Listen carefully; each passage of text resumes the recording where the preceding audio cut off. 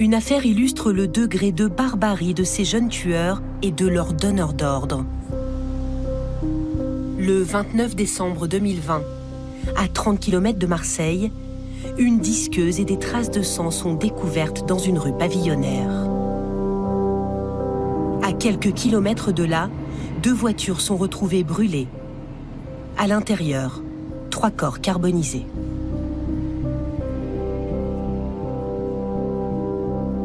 Quelques semaines plus tard, les 5 jeunes hommes soupçonnés de ce triple assassinat sont arrêtés grâce à des écoutes téléphoniques.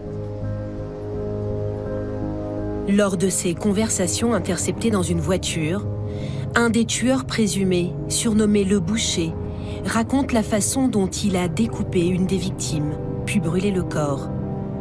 Nous avons pu consulter le procès-verbal. Il a fini en pièces détachées. Je lui ai enlevé les bras, les 2 bras et les 2 jambes. La tête, je me suis occupé personnellement de lui. Je l'ai flambé derrière le quartier. Je suis parti à pied, je suis rentré dans la Castellane, j'ai fait un snap au soleil.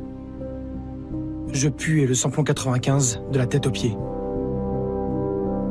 Devant les enquêteurs, le Boucher affirmera avoir agi sous la menace. Qui a découpé le corps?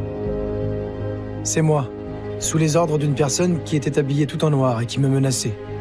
Il me disait d'agir dans ces conditions et de faire des choses que je n'ai jamais faites de ma vie. Moi-même, j'ai honte de moi. Je suis choqué. Comment vous avez fait?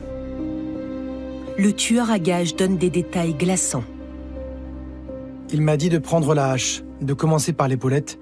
J'étais tétanisé. Il me regardait avec son sang-froid. J'étais obligé de lui faire des petits sourires, comme pour lui demander si c'était bien ce que je faisais. Parmi les victimes, Brahim, 22 ans. Connu des services de police, ce jeune père avait miraculeusement échappé à un premier règlement de compte. Son petit frère, Amine, est le dernier à l'avoir vu vivant. Pour moi, mon grand frère, c'était le plus fort, quoi. C'était celui que personne ne pouvait toucher. Auparavant, il avait déjà reçu 9 balles. Il a survécu à ces 9 balles. Et donc, pour moi, il ne pouvait pas être décédé.